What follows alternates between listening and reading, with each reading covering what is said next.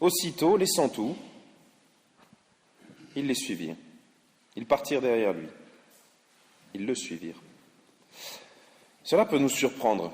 Et honnêtement, j'aurais bien aimé être là pour voir cette scène.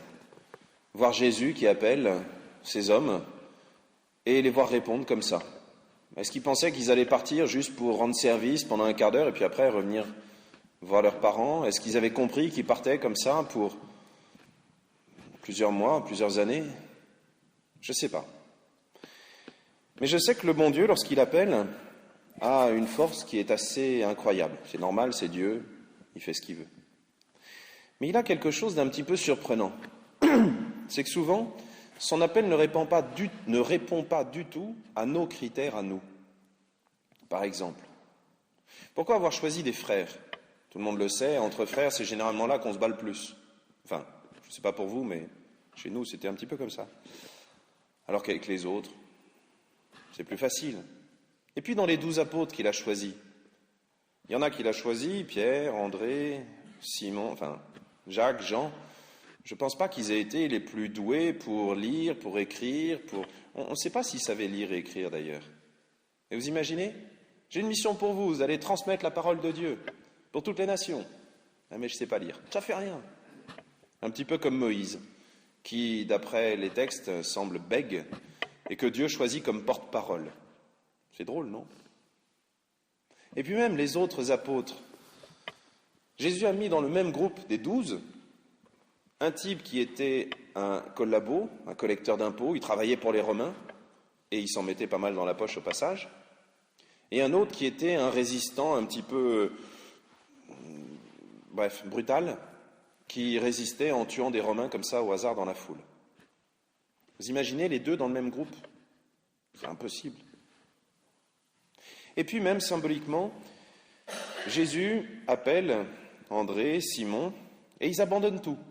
Leur famille, alors qu'ils auraient peut-être pu avoir un petit peu de soutien, je ne sais pas, un endroit où venir se poser, se reposer, se nourrir, et ils partent. Et leur filet. Je sais, ils n'ont plus besoin de pêcher du poisson, mais ça aurait pu faire une petite sécurité. Le jour où la foule est moins nombreuse, on va pêcher quelques poissons et on est tranquille. Non, ils abandonnent. Et même symboliquement, encore derrière, on pourrait imaginer qu'ils ont laissé derrière eux leur qualité. Ils étaient peut-être très bons pour pêcher du poisson, mais Dieu les a choisis pour autre chose.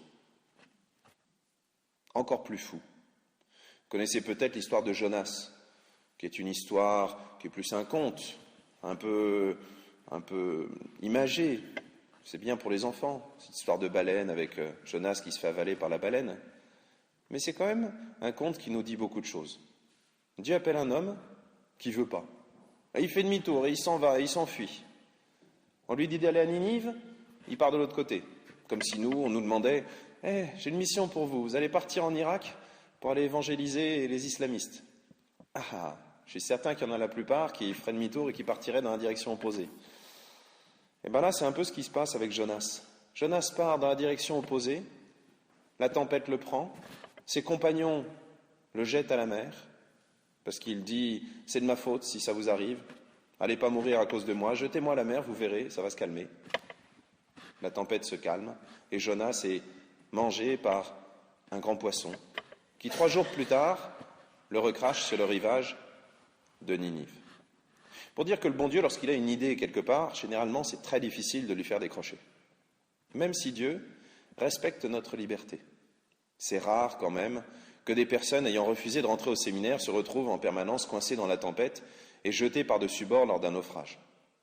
Je n'ai pas été vérifié dans les derniers naufrages s'il y avait beaucoup de séminaristes à bord, mais je ne crois pas que ça soit l'explication la plus rationnelle. Pourtant, le bon Dieu insiste. Il insiste quand il appelle quelqu'un. Il insiste, même si la personne n'y croit pas forcément. Jonas est rentré dans la ville en disant « Mais ça va pas marcher, ça, Seigneur, et puis même toi, t'es pas cohérent. Je sais que t'es trop gentil. » Il rentre dans la ville, une ville tellement énorme, il a à peine commencé à dire « Allez, encore 40 jours et vous serez tous détruits. » Que ça y est, tout le monde commence à jeûner, à changer de vie, à arrêter ses bêtises, à s'habiller avec un sac, à s'asseoir sur des détritus, jusqu'au roi, jusqu'aux animaux qui ne mangent pas pendant 3 jours. Sympa. et à cause de ça, Dieu change d'avis.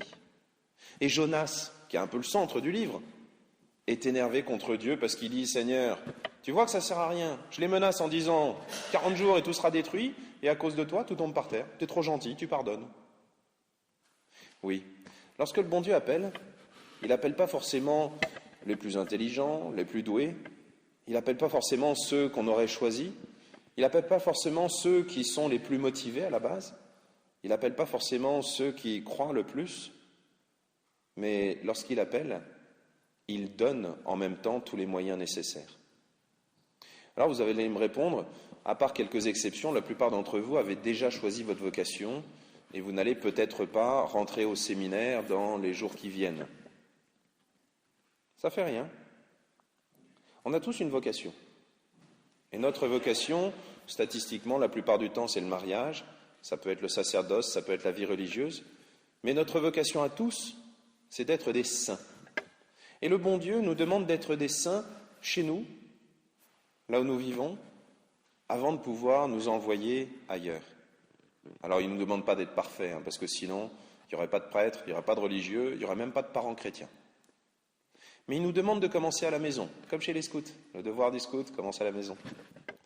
Il nous demande d'être capables de vivre déjà en chrétien. Qu'est-ce que ça veut dire ? Un chrétien, c'est quelqu'un qui vit déjà dans l'éternité. Quand on sera au paradis, on vivra dans la communion des saints, c'est-à-dire on vivra cette union parfaite entre chaque être humain et Dieu, et donc chaque être humain entre eux. Tout ce que nous vivons, quelle que soit notre vocation, fait grandir cette communion. Souvent dans le mariage, c'est juste à deux. On apprend à vivre avec une personne, et cet amour qu'on a pour une personne est contagieux, nous permet d'aimer des enfants, des belles familles, pas toujours facile, des gendres, pas toujours facile non plus, mais normalement, si tout se passe bien, c'est contagieux. Et cet amour-là, si on est vraiment capable de le vivre, peut aussi transmettre l'amour de Dieu. Oui, le premier lieu d'évangélisation, c'est dans nos familles et c'est vos propres enfants.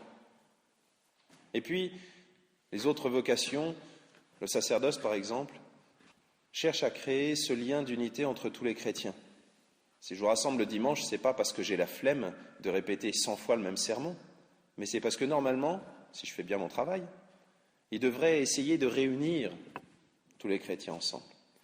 Alors demandons à Dieu dans cette Eucharistie d'être capable de découvrir notre vocation et de découvrir que notre vocation dès aujourd'hui est un avant-goût de la communion du paradis, à découvrir que notre vocation est véritablement une école de sainteté pour nous et pour le monde entier. Amen.